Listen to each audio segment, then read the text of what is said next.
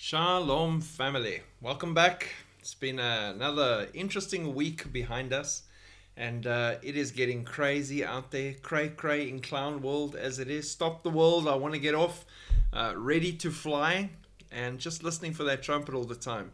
And you know what was interesting for me? Before I even get into, we'll touch on a couple of different news stories from the last couple of days together. But let me just say, in the last week especially, and it's mainly because I posted a couple of videos and teachings encouraging around the pre-tribulation rapture and things that you needed to see to just lift your spirits a bit and encourage you as we run this last difficult stretch of the race. Whenever something like that comes out, the amount of attacks that are instant on the channel are crazy. The amount of people I had to remove from the channel, comments I had to delete after dealing with them, were just insane. It kept me busy. And that is how instantly the enemy reacts through people, so-called Christians and non-Christians and Muslims, that will fight violently against the truth. They never fight against the lie. They won't fight against post-trib.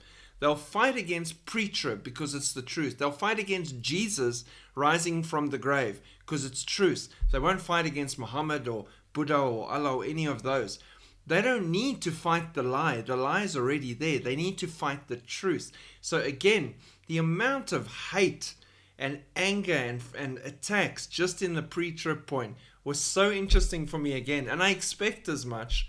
And I always see it. It's not a maybe this time, maybe that time. It always happens. They go for the jugular. They're so angry that you're talking about pre-trib because the enemy does not want to be reminded about how short his time is. It's crazy. And then, of course, it morphs into the personal attacks, which I'm used to by now. And they're crazy. Anything from, just my looks or my anything, they will attack me personally to try and break me down. And again, I'm praying and I'm wearing the full armor of God and I'm good to go. Look at me, I'm still smiling. God's got me. And I pray for all those people. But it is crazy how angry the enemy gets when he gets reminded about how short his time is. He knows how short his time is. But he doesn't like to be reminded. It is insane. And it excites me too, because if nothing is fighting against you, if nothing is coming against you, are you doing anything at all? Are you? And that's what I always ask. Are you making a difference if there's nothing? Is there any waves or ripples? Have you done something? Because it may be formed, but it won't prosper. There will be weapons formed against us. And that is good news because it means we're making a difference. We're doing something for the kingdom. And that's great because we know who fights with us. We know who's covering us. We know who's inside us. Nothing will prosper against us that comes in war. It'll come, but we walk with the shepherd. So I have no fear. We trudge forward powerfully and we keep doing the work the Lord lays at our feet. That being said, let's dive into some of the more interesting stories that popped up in the last few days. So on the Catholic/Vatican front, Pope Leo has offered to host the Ukraine-Russian peace talks at the Vatican. The Vatican did not release a statement after the meeting, but Pope Leo repeatedly voiced support for Ukraine, calling for a just and lasting peace. Peace and security, peace and safety. The newly elected Pope Leo suggested the Vatican would host high-level negotiations between Ukraine and Russia as Istanbul talks were watered down following Putin's refusal to come face-to-face with Zelensky, which I think in a large part plays to the fact that Putin thinks he's way higher as a power person and power player and everything than a Zelensky, and he doesn't want to put himself on that level. So he'd rather send his lackeys to deal with Zelensky. He'd rather deal with a Trump or someone on that level. So interesting that the Vatican wants to host the peace talks. Pope Leo calls for church unity to promote peace. Peace and security, peace and safety, then sudden destruction. Pope Leo's inaugural message signals a papacy grounded in humility, reconciliation, and a renewed vision of unity, a hopeful beginning for a church facing internal challenges and a rapidly changing world. A church that will fire their priests if they report pedophiles to the law. Same church. The unity and the peace he's pushing, make no mistake, is not the peace of Christ or the unity of the body of Christ in the Bible. It is a unity and peace and togetherness coming towards that one world religion, the Abrahamic covenant house that Trump went to visit, all three religions coming together as one and eventually melding all the other faiths, joining and essentially in the end worshipping the Antichrist, as the Bible tells you will happen. So this whole peace and unity thing and all the churches together with the church and all becoming one, no thank you. I opt out, unsubscribe, not interested. I read my Bible. It's not just a coffee table book to make people think I'm cool. It's actually a weapon. That's why it's scuffed and broken and falling apart, just like me, but full of power and light and the truth of Jesus Christ, because he is key to everything and his word will stand. So that's news from the Vatican. Then South Africa's Ramaphosa to meet Trump in the US amidst tense relations. South Africa's president will meet his US counterpart Donald Trump in Washington next week, so this week, at a time of strained ties between the two countries. The visit provides a platform to reset the strategic relationship between the two countries. I don't think so. Following the arrival of a first group of 49 Afrikaners in the US on Monday, South Africa's Deputy President Paul Mashatile said Trump had been lied to. There's no genocide here. We are beautiful, happy people, black and white, working and living together. This he told journalists, adding that Ramaphosa would invite Trump to visit our beautiful country. One lie after another after another. It's hilarious. All you need to do is follow our local news and newspapers and see how much he's lying through his teeth. There are terrible things happening here, and it's crazy. And they keep lying and saying, no, it's not true, when the facts are very glaringly in their faces. So we'll see how it goes. I would be impressed if it was a Zelensky White House moment with Ramaphosa, and if they shut him up and tell him to watch himself. That'll be brilliant for me personally. I'm not a fan of Ramaphosa and his government that is anti-Israel and supports Hamas and Hezbollah and the Palestinian side and narrative of lies and everything. So yeah, I'd like to see Ramaphosa put back in his box, back on his plane and shipped back to South Africa. But we'll see what happens. And I know it's caused a lot of turmoil with the South Africans there, but I do believe that people just need to open their eyes and see how much the government is lying. Their lies will be revealed as the lies of everyone else has been revealed, and that which has been done in darkness has been brought into the light, which is a brilliant thing. Then Kim Jong-un once again told the North Korean army to prepare for war. Kim Jong-un said it is the most crucial task for the country's armed forces to make full preparation for war. After he observed the special forces exercises, the dictator said his country had to be ready for all levels of modern warfare. And why is he suddenly feeling such a pressure and tension to get everyone ready for war and preparing for war? Because war is pretty much everywhere, and the big one is waiting to kick off. He's waiting for his orders, and when he gets them, he wants to be ready to move. Khamenei says Trump is a liar and shouldn't be dignified with the response, and the cancer of Israel needs to be eradicated. So this is the latest out of Iran's leadership. Definitely the Zionist regime is the source of corruption, war, and rifts. Yeah, people always blaming you for something they're doing really well. Iran is the source of corruption, of war, and of rifts. And it's an octopus everywhere, tentacled monster in the Middle East, just building terrorist proxies, but it lays this blame and charge at the Jews' feet. The Zionist regime is a lethal, dangerous, cancerous tumor and should be eradicated as it will be. Yeah, good luck, Khamenei. Not great future ahead for you. You're messing with God. You can join all the great empires and leaders of history that have tried to wipe out Israel and the Jews. from the earth and remove their name and blot it out forever. All of them are gone, and Israel is still here, because when God promises something, you can't work against these promises. God will not allow monsters and people and evil to come against it and destroy it. God will fulfill, as he always has, all his promises. Trump administration is working on a plan to relocate 1 million Palestinians to Libya. The recent reports indicate that the administration is exploring a plan to permanently relocate up to 1 million Palestinians from the Gaza Strip to Libya. The proposal sparked significant attention due to the scale, geopolitical implications, and potential humanitarian concerns. Seriously? They're living in rubble with unexploded ordnances all around them. How's that not a humanitarian concern? While specific details remain unclear, the administration is reportedly contemplating offering Libya billions of dollars in previously frozen funds as an incentive to accept the Palestinian population. And then they will be away from a war zone. They'll be amongst others that are like-minded and hate Israel as much as they do. It'll all work out for them. And they'll be gone from a dangerous situation, which is a humanitarian crisis, mainly created by Hamas and the fallout from that.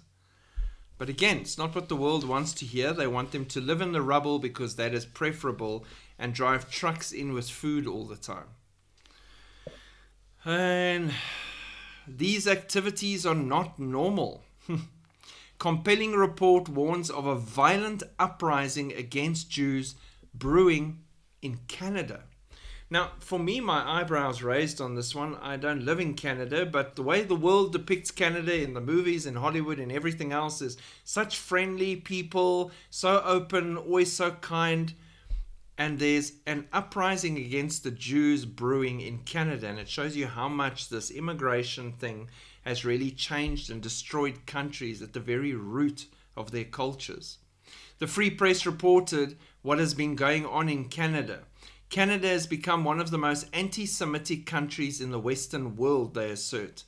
In a report released on the 6th of May by Israel's Ministry for Diaspora Affairs, it states, from October 7, 2023 through the end of 2024, anti-Semitism in Canada skyrocketed 670%.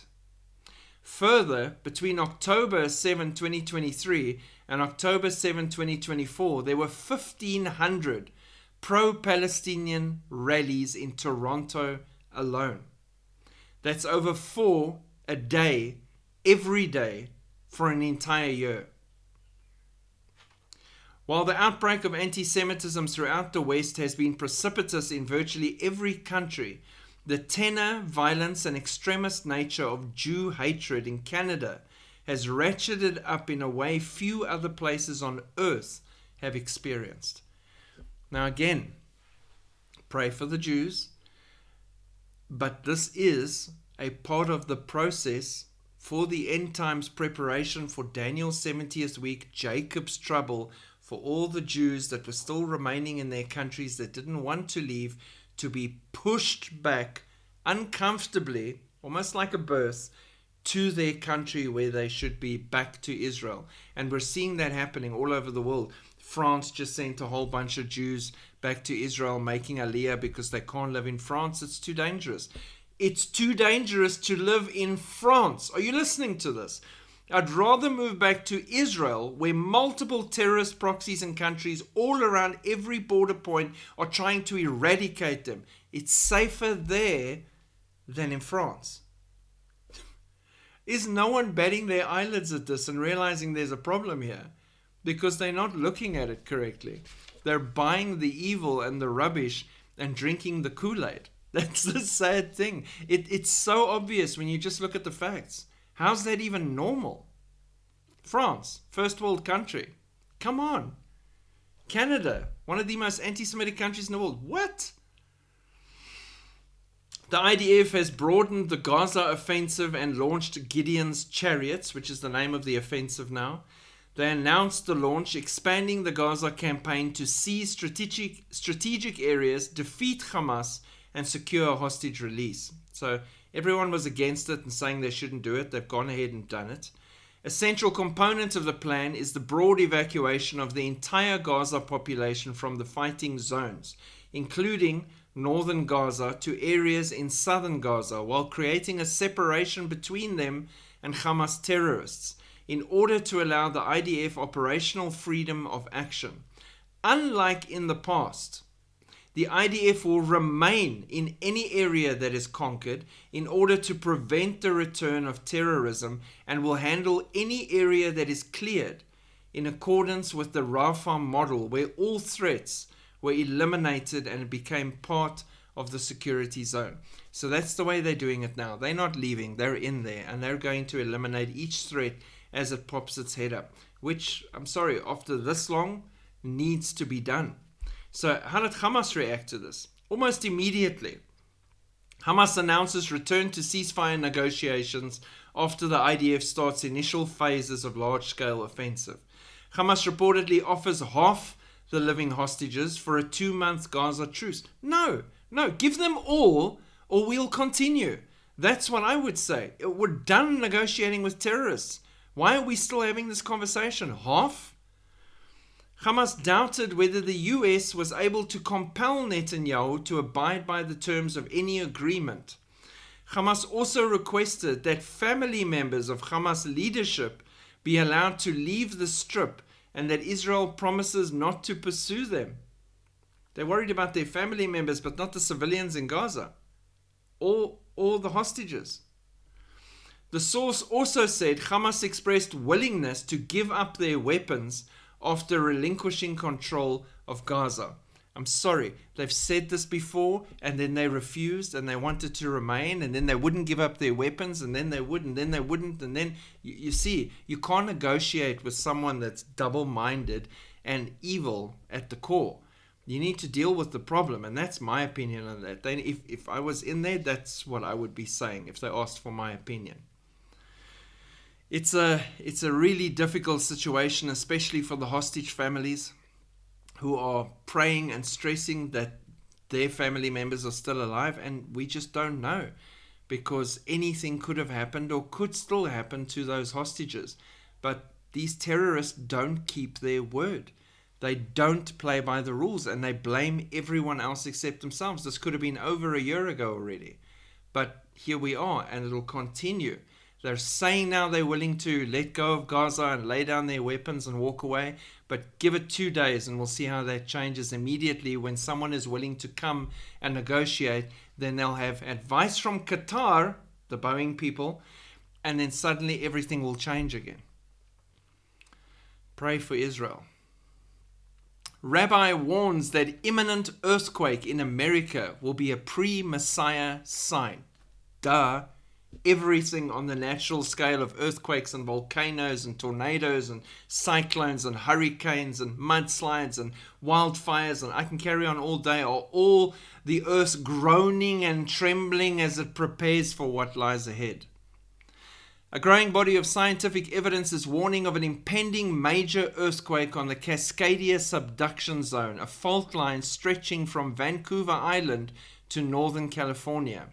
New research suggests the seismic threat could reshape the Pacific Northwest physically and demographically, sinking land, expanding floodplains, and placing thousands of people and infrastructure at risk.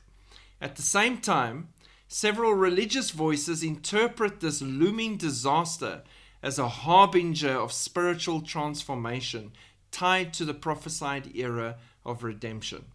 Rabbi Nir Ben Artzi, a prominent Israeli mystic, has been very vocal about his belief that natural disasters, earthquakes, volcanoes, storms are part of God's purification method. Similarly, Rabbi Yosef Berger of Mount Zion connects natural phenomena to spiritual transformation. Just as we saw in Egypt when God is about to bring redemption, He takes the reins of nature, Rabbi Berger said, citing Psalms 46, which describes the earth quaking and mountains toppling into the sea. Yuval Ovadia, known for his videos on celestial influences and seismic activity, believes astronomy holds the key to understanding earthbound disasters. He has made them for signs and seasons. Duh! The Christians could have told you this. The Watchman community could have told you this. We could have all shown you this if you just started listening for once. But again, here we are. Then just for fun, and I'll end it with a fun one. I always find, and there's more and more of them every day, and it's absolutely crazy. I laugh at the nutso that comes out of these experts all over the world. They're now saying that 2 continents, I should put on my serious voice, 2 continents are on a collision course which would reshape the planet. We're looking for a squirrel that caused it. No, I'm kidding. It is not Scrat's fault. This is just experts and scientists scaring everyone. Unnecessarily so, because they say Australia had to be Australia. Come on. Everything in Australia, nature's trying to kill you, and now the continent's causing trouble. What the heck? Australia is drifting at around 2.8 inches. 7 centimeters. Sorry, let me just... That far, right?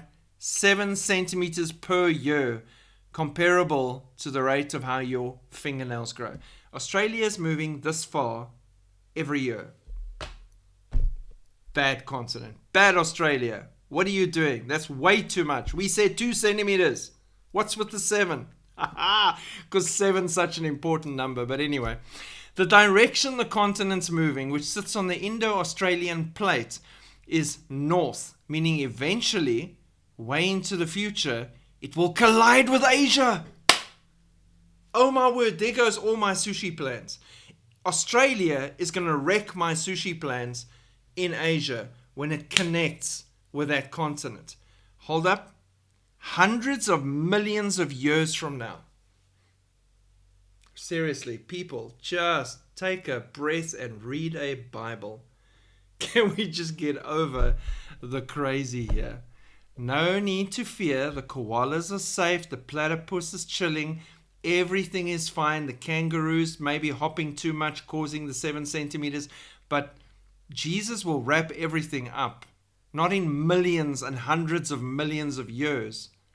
Within the next decade, everything will be wrapped, done, dusted, leading into a 1,000-year reign. Finish and klaar, as we'd like to say in South Africa. And I don't mean decade till we fly. We fly any minute, maybe before this video even uploads. We're imminently out of here. There's a 7-year period, a prophetic week that is about to run for the world to face judgment and punishment coming, and that is at the door. And after that, our Lord and God comes back, sets everything straight. He is God and King, ruling for 1,000 years. No hundreds of millions of years. We could care less than if Australia's moving. We could just push it 7 centimeters back again. We'll deal with that then. Crazy times.